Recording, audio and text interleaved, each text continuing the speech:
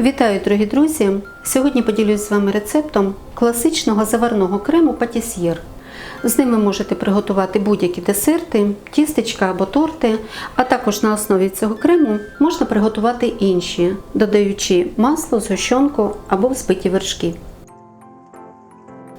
Перед вами все те продукты, которые понадобятся для классического заварного крема патісьєр, а точное их количество, как всегда, укажу в рецепте, найдете его под видео в описании. Готовят его только на желтках, и на это количество молока их понадобится 7 штук, по весу примерно 140 грамм. Но так как яйца и желтки – продукты взаимозаменяемые, поэтому в целях экономии несколько желтков можно заменить яйцом. Допустим, я взяла 4 желтка, это 80 грамм. И добавляю одно крупное яйцо, 60 грамм чистый вес, и в сумме получается 140. Сливочное масло берите хорошее, качественное, вкусное, высокой жирности.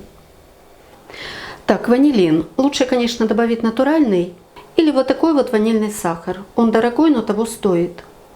Или же замените экстрактом ванили. Этот крем должен быть хорошо ароматизирован. Так, ванилин и сливочное масло мне понадобится немного позже. Молоко, которое в ковшике, ставлю на небольшой огонь, пусть греется, а в это время подготовлю продукты.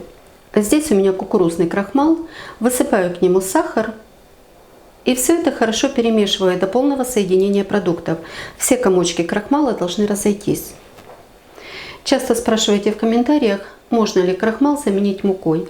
Можно, но на крахмале крем получается более легкий и гладкий, я бы сказала даже шелковистый. И к тому же не остается никакой послевкусия. И муку желательно добавлять не так, как мы это делаем.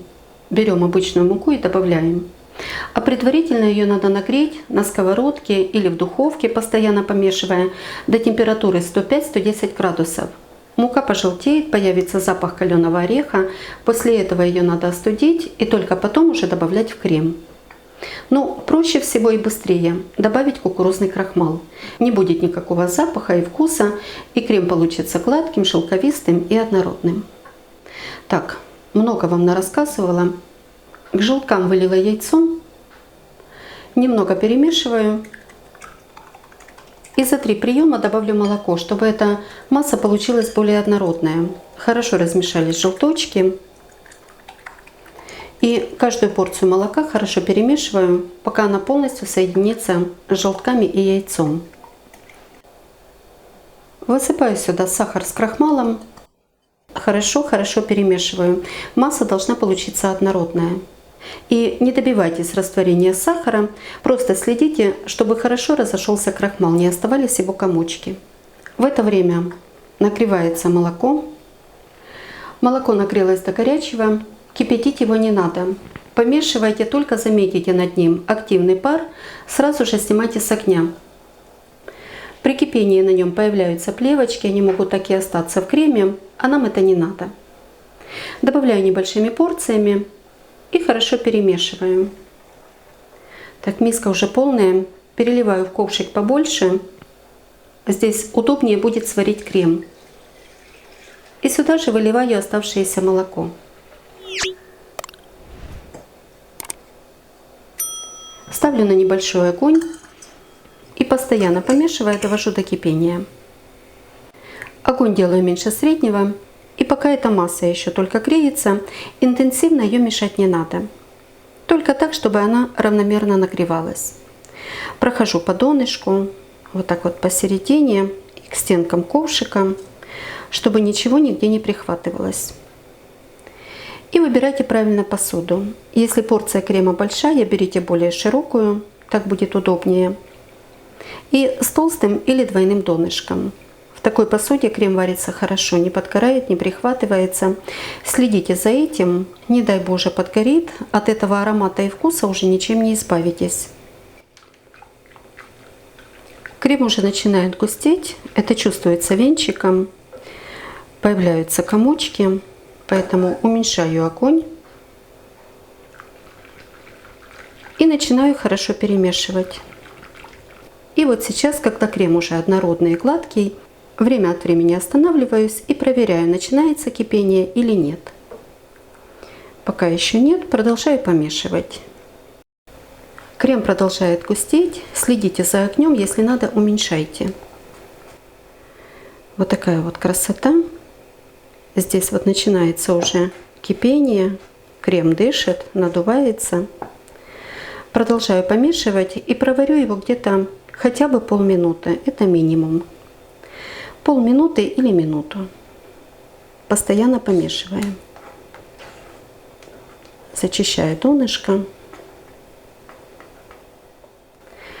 Все, время прошло. Выключаю огонь. И еще не снимая с горячей плиты, помешиваю, прогреваю. Вот такая вот консистенция крема. После остывания станет плотнее. И вот только сейчас добавляю сюда ванильный сахар. В горячем креме он обязательно растворится, а аромат будет сильнее, чем если бы его проварить вместе с кремом. Переливаю в широкую тарелку.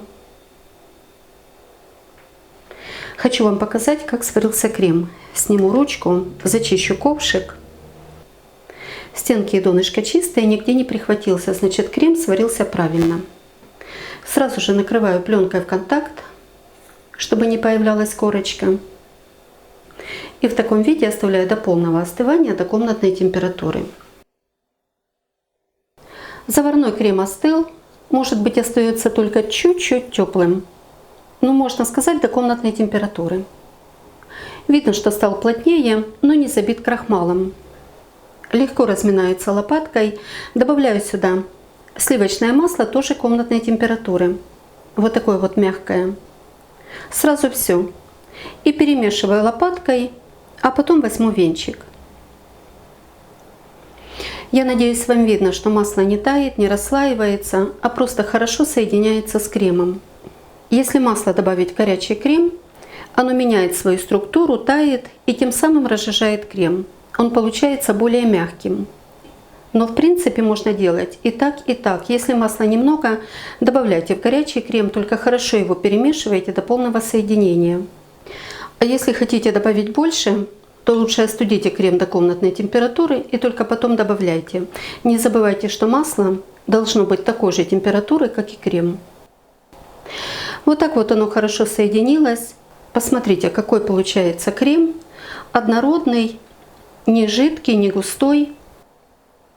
Он хорошо подойдет для наполнения пирожных, для прослаивания коржей, для Наполеона, также и для бисквитных, только они должны быть тонкими.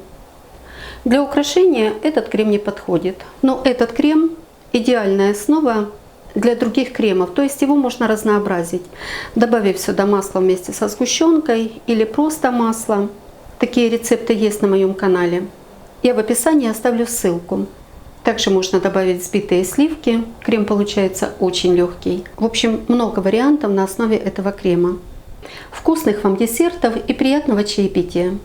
Ну а якщо вам подобаються мої рецепти, діліться ними з друзями, підписуйтесь на канал, залишайте коментарі. Щиро дякую за вподобайки. А тим, хто підтримує мій канал чашечкою кави і постійним моїм спонсорам, щиро дякую за допомогу. Ну і як завжди, бажаю вам всього найкращого.